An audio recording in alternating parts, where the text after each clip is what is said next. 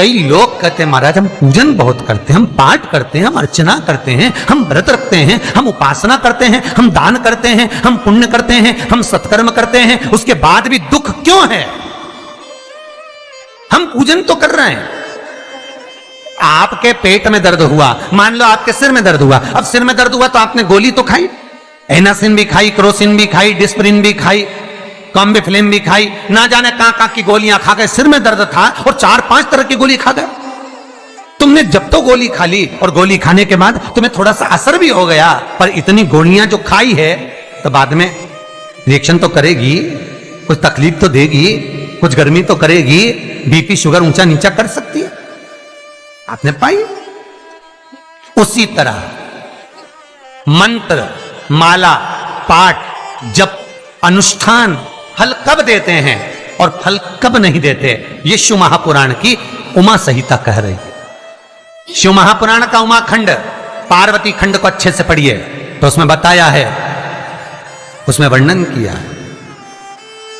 हम पाठ करने बैठे, इतनी बड़ी पोथी लेके लोग बैठ जाते हैं, पहले राम रक्षा स्तोत्र पढ़ लिए, फिर ये पढ़ लिए, गीता जी का अध्याय पढ़ लिया, ये पढ़ लिया, ये चालीसा, दुर्गा चालीसा, शिव चालीसा, तांडव, ये मंत्र जप लो, वो मंत्र जप लो, फिर कोई महाराज बता गया वो मंत्र जप लो, फिर कोई महाराज बता गया वो मंत्र जप लो, ये वाला देवता ला के अलमारी में रख लो। इतनी बड़ी पूजन की अलमारी, बस इतनी बड़ी, ज्यादा से ज्यादा होगी तो इतना बड़ा पूजन का घर, कमरा, उसमें इतना सारा देवता। रामेश्वर गई तो उनको ले आई, जगन्नाथ जी गई तो उनको ले आई, द्वारका गई तो उनको ले आई, वृंदावन गई तो उनको ले आई, महाकालेश्वर गई तो उनको ले आई, सारा देवी देवता वहीं बैठा, पितृदेव, ये देव, कुल देवी, शंख देव, घंटी देव, दिया देव, सब उसी में, गणेश जी, शंकर जी, हनुमान जी, राम जी, सब भरा पड़ा। और पूजन करने सुबह से आई, सुबह से इतनी सी शक्कर लाई कटोरी में, इतनी सी शक्कर कटोरी में, भगवान को नहला धुला के कटोरी धर दी। इतनी बड़ी अलमारी में सारा देवता ऐसा कसा कसाया बैठा है, सारा देवता। और तीर्थ करने फिर गई तो गणेश जी शंकर भगवान से बोले पिताजी फिर जा रही है। शंकर भगवान बोले बेटा खसक के बैठो, फिर पकड़ के लाएगी किसी को। खसक के बैठी, फिर लाएगी किसी, फिर ले आई, फिर रख दिया। पूजन करने आई, कलश रख दिया, मंदिर में ढुल गया, भगवान पूरा गीला हो गया। गणेश जी शंकर जी से बोले पिताजी पूरा गीला करके चली गई। शंकर भगवान बोले बेटा तो कल ही आएगी, दिया लगा के गई, अब तो गीले में बैठो, अब नहीं आने वाली, कल।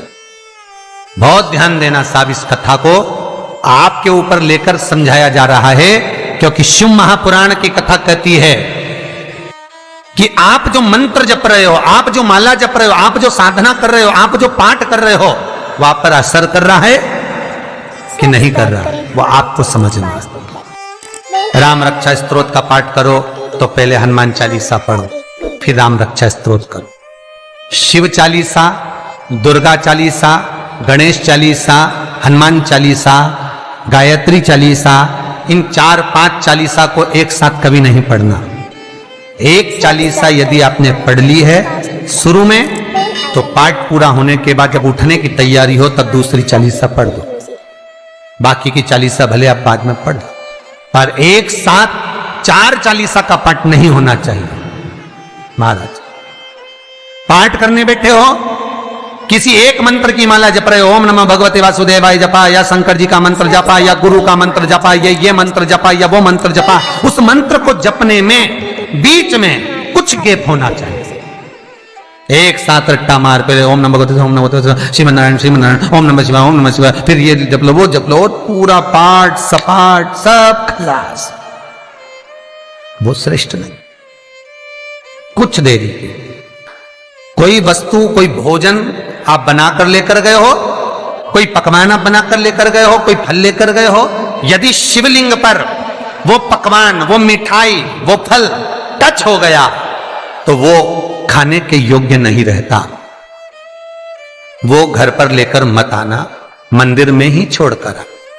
यदि भोजन, पकवान, मिठाई, शिवलिंग यहां पर है और भोजन का भोग तुमने इतनी दूर से लगाया है, फल इतनी दूर रखा है, वो शिवलिंग पर टच नहीं करा गया है, तो उस प्रसाद को, उस फल को आप पा सकते हो, उसको खा सकते हो।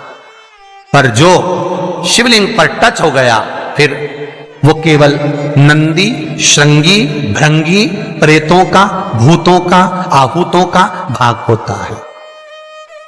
प्रेत भूत आहूतों का भाग, वो फिर खाने योग्य नहीं है। हां, यदि नर्मदेश्वर महादेव हैं, नर्मदा जी के जल से कोई शिवलिंग प्रकट हुआ है, नर्मदा जी के जल से, कोई कंकर से, नर्मदा के जल से अगर कोई शिवलिंग प्रकट हुआ है, उस शिवलिंग की स्थापना कहीं पर है या आपके घर में है, तो उसको कुछ भी टच हो जाए वो पा सकते हो, पर बाकी के शिवलिंग को स्पर्श किया हुआ नहीं।